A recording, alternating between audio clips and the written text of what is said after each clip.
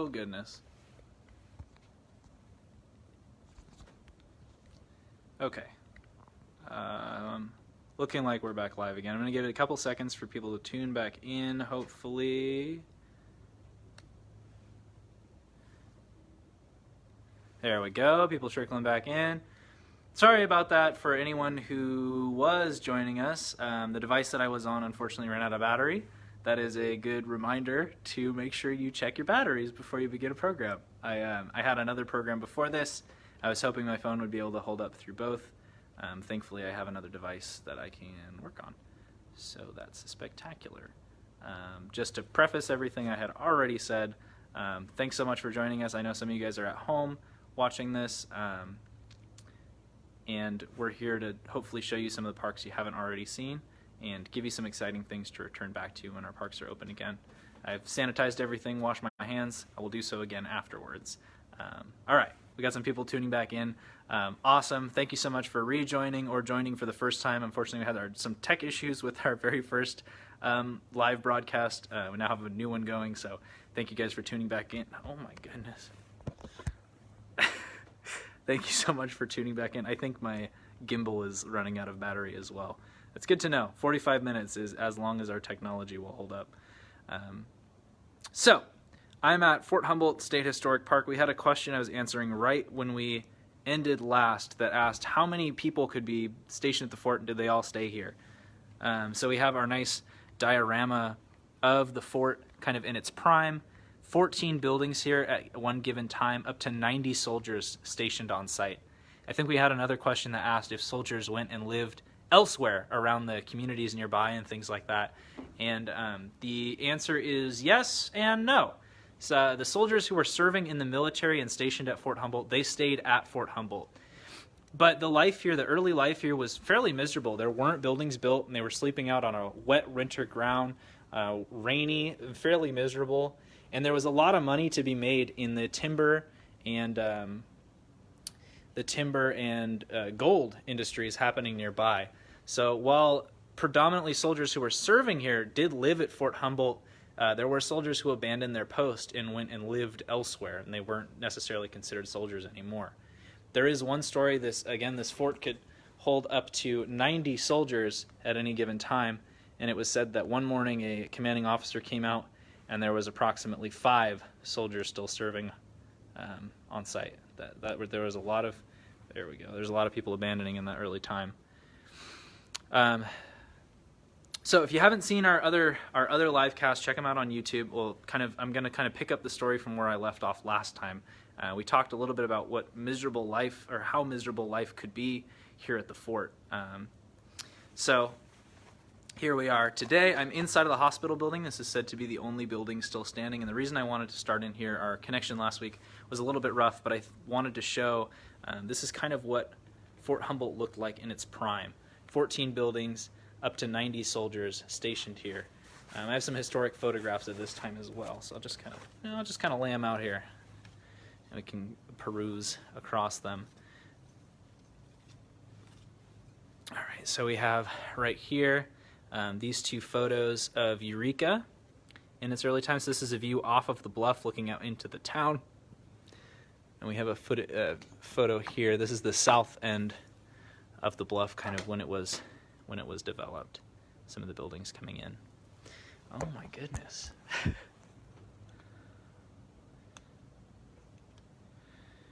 Then we have this building here.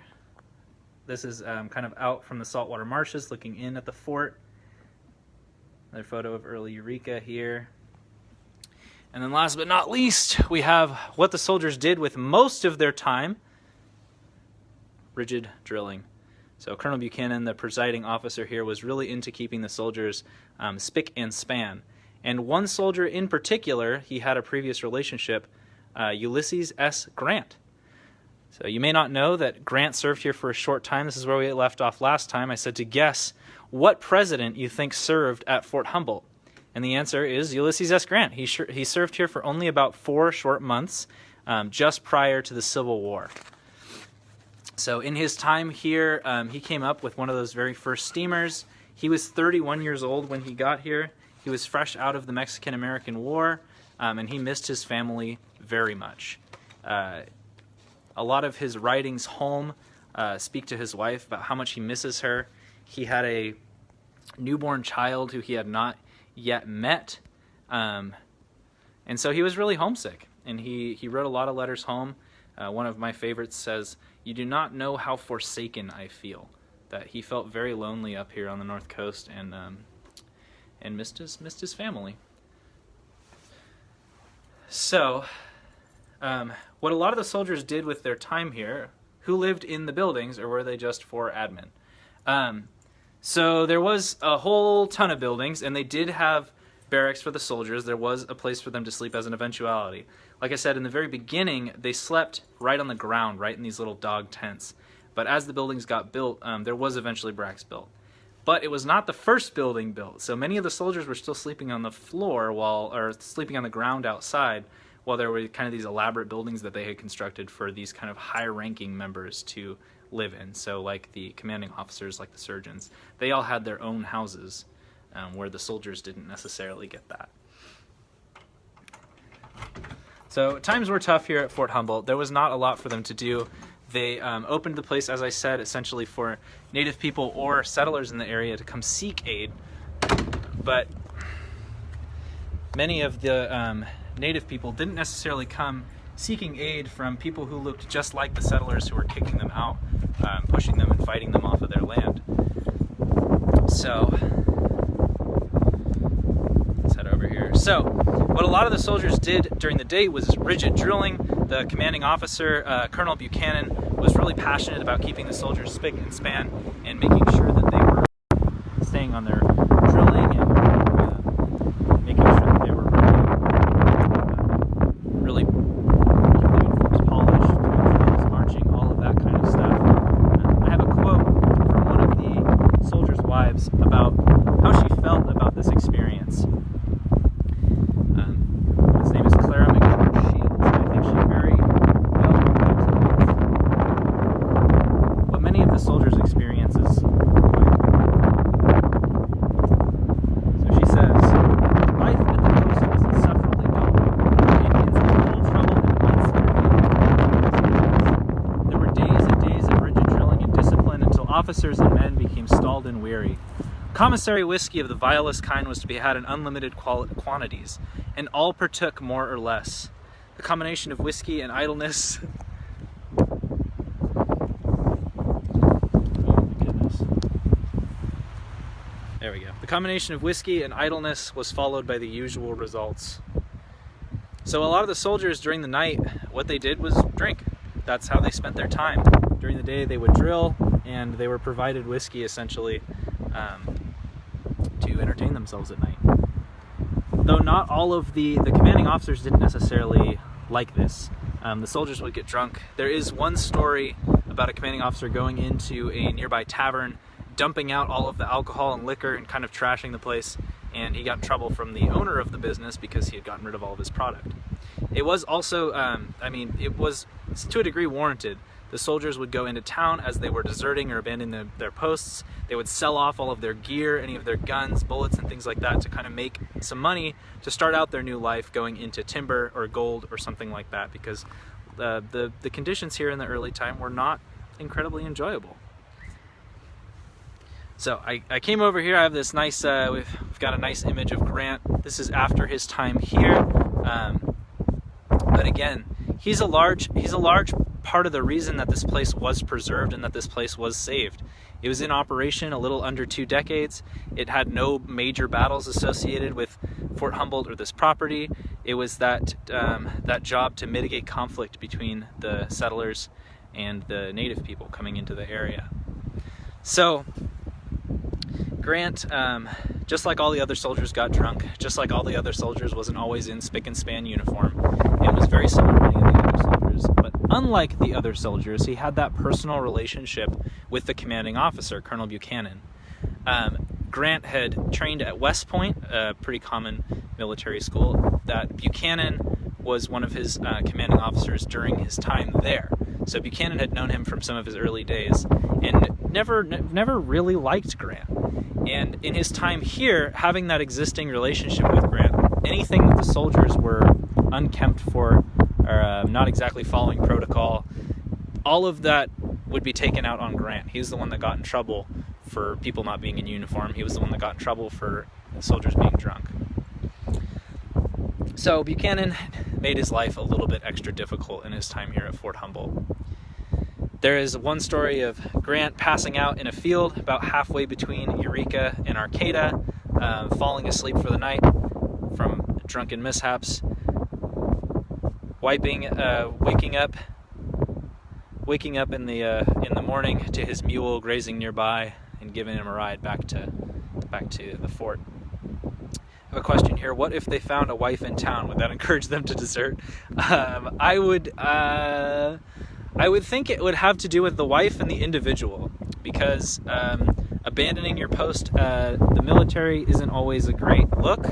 But if they'd met a wife that wanted them to stop military or make more money from timber, the mail was fairly unreliable up here, and the soldiers wouldn't always get paid on time. So occasionally they weren't even making money for the services that they were doing. They were sleeping out here in the cold, wet field. They were building up these houses for these prestigious individuals, and then they weren't even getting paid for their services.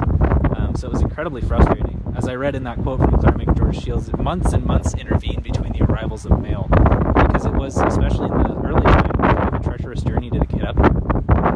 Even by boat, it was very difficult. So, on these drunken mishaps, one day, Grant wakes up, and it's payday.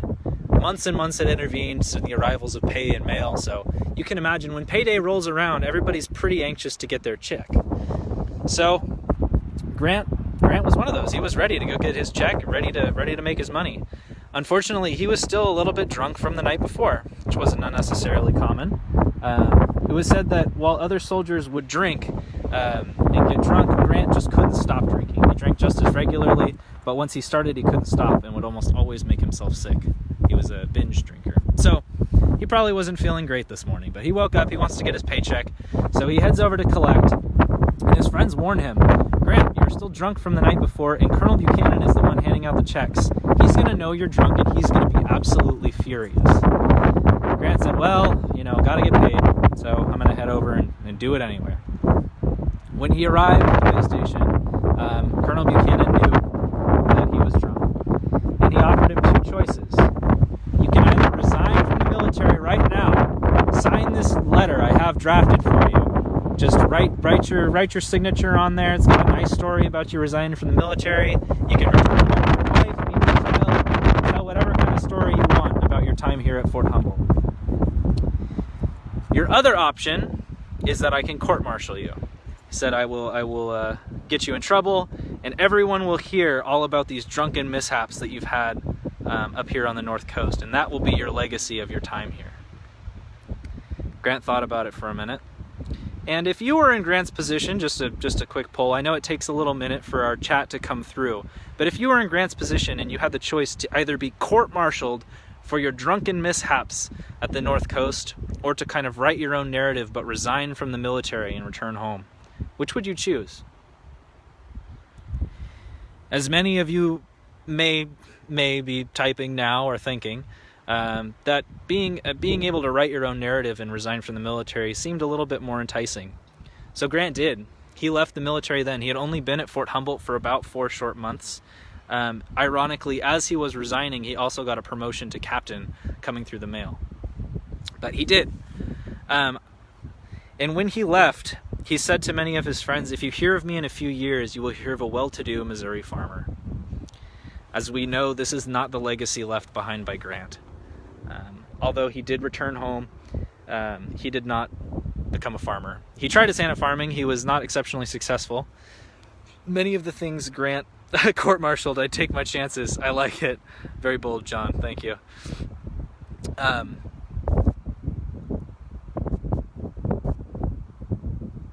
He did try his hand at farming, but was not exceptionally successful. And his legacy really came during the Civil War, when he would become a prestigious general and eventually become President of the United States. But just like the Civil War changed a whole lot for Grant, it changed a lot here at Fort Humboldt as well. I had one more quote about Grant I wanted to share before we finish talking about him. Just that in his time here, he was not an exceptionally impressive individual. He was very similar to a lot of the soldiers, and I like to use him as kind of this everyman example of life at Fort Humboldt. That he did so many of the other things that the soldiers did. One of his friends summarizes him as like this: Grant was a quiet, reserved, unostentatious sort of man. He would sit on a store box in Eureka alone for hours, attracting little more attention than if he had been a dummy. David Leeper. So even to his friends, he wasn't this necessarily remarkable individual in his time here at Fort Humboldt. But eventually he did go on to do pretty remarkable things. And like I said, just like the Civil War changed so much for Grant, it changed a lot here at the fort as well. I'm going to head back into the hospital building to get a little visual representation here in just a moment. But as the Civil War started to ramp up, the soldiers who had been serving here at Fort Humboldt got called away to serve in that conflict. So the soldiers who had made up the body here that were offering this aid to the native people in the area, they got called away to go help fight in this conflict. Sorry if the wind's getting bad again. I'm just moving over here so we can get a better view of something. So the soldiers who were serving here got called to fight in that conflict in the Civil War. Many of the soldiers who were serving here went to fight for the North, for the Union Army, but soldiers were really given their preference. They were able to go fight for whoever they wanted. But the soldiers nevertheless started to leave the fort. This was right around 1860. And in their place, there was put a militia. And a militia is essentially a military body made up from civilians. So the settlers who had come to this area, the gold miners, the timber people, all who had a mindset for essentially removing native people from their land, were the ones that were then given military power and took over Fort Humboldt. So they were the settlers living in this area that were now given the power of the military. Oh my goodness. Sorry about the angle. There we go. So they were given the power of the military who had been serving and kind of took over the fort. And one of the very first things they did was also one of the worst things that happened at Fort Humboldt. Right around 1860, the California Volunteers, this militia made up of the settlers living in the area, went out and rounded up the remaining native people that they knew were living in this area. There's around 800 people. They went all around and collected. They brought them all to Fort Humboldt with the idea of protection. They said that the people living up here on the North Coast are so spread out and our militia is so small that there's no way we can possibly take care of all of these people from this isolated outpost. We don't have enough soldiers to patrol, and we don't have enough resources to take care of these people. So they sent soldiers around to essentially round up the remaining native people where they knew they were living, all along the North Coast, and bring them back to Fort Humboldt or one of the nearby bluffs here. And they brought them all back here and they constructed what was called the corral. So this corral was a 10-foot tall redwood stockade, about 80 feet in diameter. And 80 feet is not very big. The site that I was standing at, I'll give you a little bit better graphic representation when we go back outside, but I came in here because I wanted to show you this. So this is similar to what end of the corral may have looked like. A 10-foot tall redwood stockade, 80 feet in diameter, that 800 people were brought to live in. These were terrible conditions that these people were kept in. Communities from all over the North Coast, all of the remaining native people that they knew of, brought them all back to this stockade, saying that this was a way to protect them, for them to not be so spread out. Oral traditions tell us that the people confined in this corral were fed out of troughs, that this corral was their bathroom, it was their living quarters, it was their sleeping quarters, it was where they ate. And these are people who were used to taking care of themselves, used to getting what they needed to from the land, used to accessing this whole area freely, going out to the bay, to the forest, all of these resources that they knew how to find, knew how to collect, and treat well on this land that they regarded as sacred and so important to them. 800 people in an 80-foot diameter place, fed out of troughs, forced to go to the bathroom there. The Wiyot word for Fort Humboldt means to drop one's knees, because the people living in this corral were in such tight confinement that they couldn't sit down without pulling their knees up to their chest because there wasn't enough room. This 80-foot diameter space was so filled with these people that you could hardly move. They were shoulder to shoulder. They couldn't sit down. Let me go outside here so we can get a little bit better of an idea of what this space may have looked like. Oh my goodness. Sorry, this is going to flop again. For just a second. Sorry, everybody.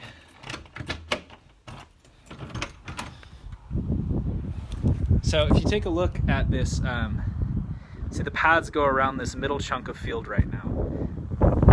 That's larger than the corral was. For 800 people to be standing in a space like that, for that to be their entire existence that they're not allowed to leave it.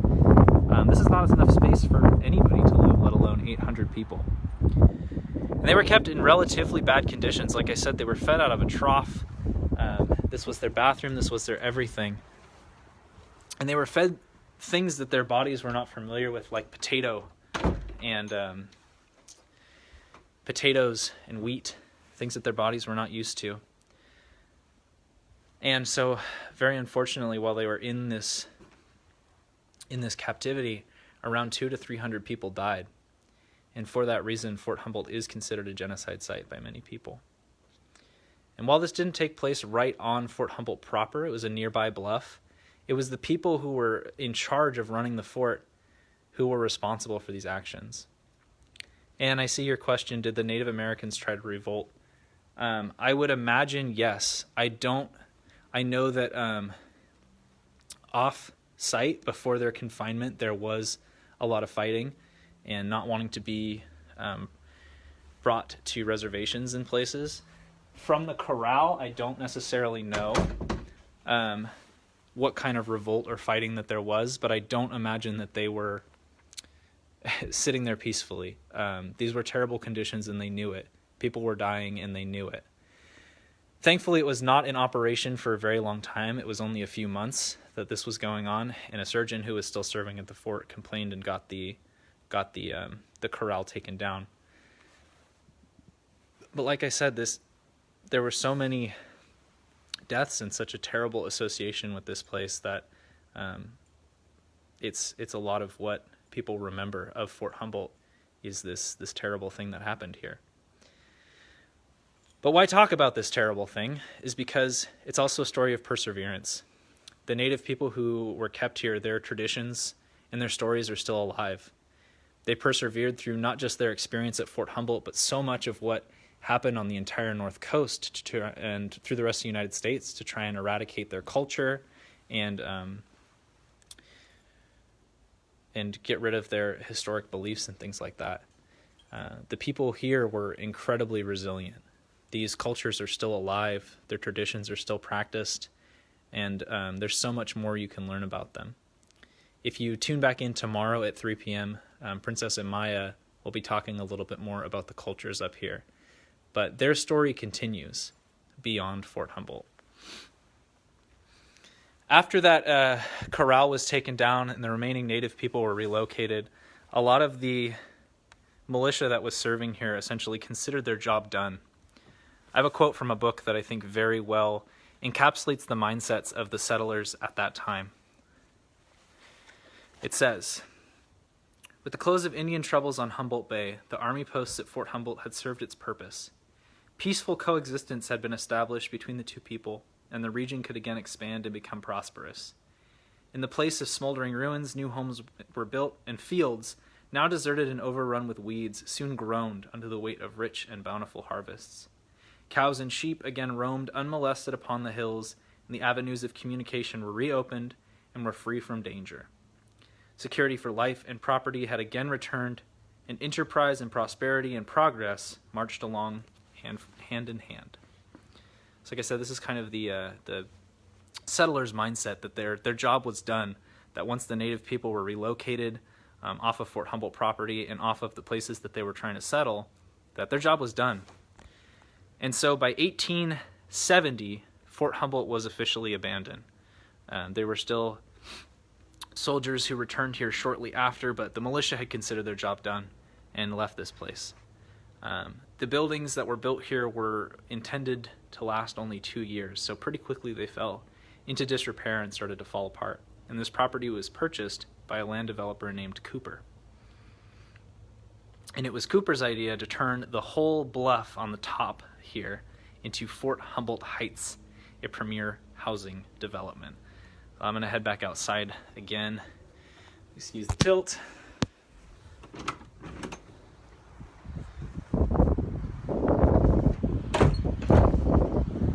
So if we look across the field here,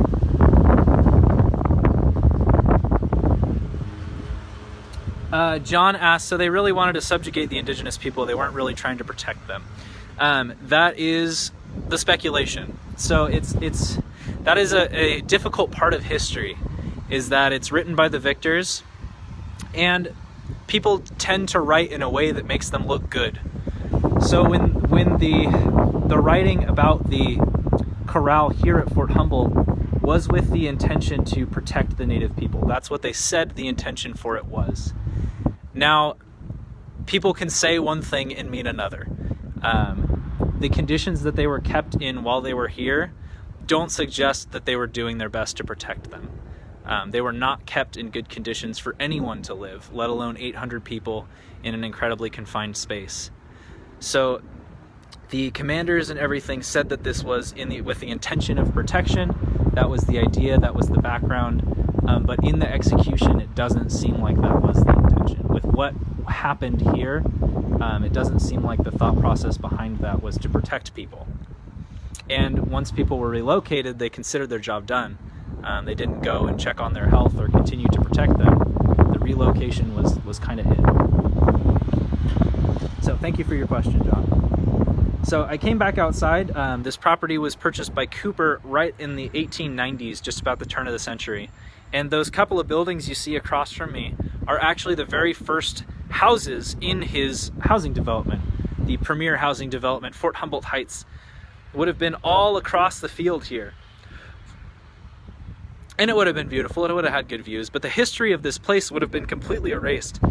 People would be living on top of this and have no idea about what happened here. So how did this place get protected? So Cooper began his project, he started to build buildings, but as he did that, he noticed that people were still flocking to this area with some sort of interest. People were coming from all over the place to the remaining buildings, ripping off shingles or any other artifacts that they might be able to find, and sending them as postcards. Grant slept under this flake roof housing. Grant touched this piece of wood. Grant was here. It was really Grant being at this place and the legacy that he left that got people so interested in it. At this point, he was president, and so Grant mania really started to set in. Cooper saw that there was some interest in this place, and he started to preserve the hospital building, the porch that I'm standing on right now. He started to preserve this building so that way it could still be standing here today. Said to be the only building still standing here. For a building that was built to last only 2 years, lasting over 100, that's pretty impressive. So even if every single piece of wood has been replaced, it's said that the foundation is still the original foundation. Oh goodness. So Cooper began sort of preserving this place, and the hospital building served all kinds of purposes at the time. It was a wireless telegraph station for a short time. It was Park District headquarters. It was even an FM radio station. So it had all kinds of purposes even after its restoration. Before Cooper finished his project, he did pass away. And the remaining land, he didn't finish much of his project, only got a couple of his kind of model homes done and the preservation on some of the buildings. The property was sold to given to his wife. She was a member of a group called Daughters of the American Revolution, who kind of followed military history and knew a little bit more about Grant's time here than Cooper did. And so she wanted to get this place preserved. She sold it to the city. It was a city park for a short time, and eventually it was sold to the state parks. But it wasn't until 1970 that this place got its official designation as a California State Historic Park. Established in 1853, wasn't until 1970 that it officially got its designation, over 100 years after it was established. So today, with the difficult history of this place, we work to educate and we work to talk about some of these difficult things that have happened in the past to help us understand how to move forward with relationships like that into the future. One of my very favorite things that have happened up here, a nearby island that a gruesome massacre did occur on, called Indian Island for a long time, has been rededicated back to the people who did their ceremonies there. The native communities now have that land and can continue doing their world renewal ceremony on it, called Duluwat now. So understanding the past to kind of make amends in the present and to create better relationships moving forward. That's about all the story I have for today. I'm going to leave the camera on for a little bit longer and take a little bit of walk around this museum space. But if you guys have any questions about anything, please just type them into the chat. I'm happy to answer them and talk a little bit more about this place. There's so much to learn here, so much to discover. So I'm going to take a little bit of time in the museum as we wrap up here. If you have any questions, just go ahead and type them in.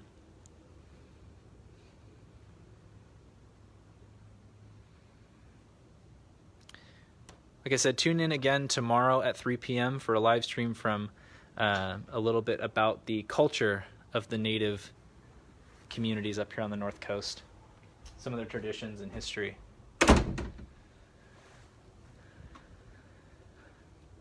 That's a good question, John. He said, when is the renewal ceremony? Annually? I actually do not know. I believe that they did do it every year, but I don't think it's occurred in quite a few years because of the massacre that occurred. Just to give a little bit of context with that too, there was a lot of fighting in the early days in Humboldt. It was said that there was one documented massacre of the native people attacking the settlers coming in, and that there are over 50 documented massacres of the settlers attacking the native people. The World Renewal Ceremony was one of the worst massacres. I guess it's not good to prescribe worse or best to that kind of stuff, but it was an incredibly atrocious massacre. The World Renewal Ceremony was a peaceful event. People would come without weapons or anything to the island. It was between a multitude of tribes and was a completely peaceful engagement. The attackers came in the middle of the night and began massacring people. Absolutely horrible, and not sparing between men, women, or children. Just an outright massacre on the island. Interestingly enough, too, there was a journalist up on the North Coast who wrote a piece about this terrible thing that happened, and his writing about this horrible event was so controversial and from the people living here that they chased him out of town, and he had to go all the way down to San Francisco before he could get it published in the paper. This is a clipping of that article that he wrote.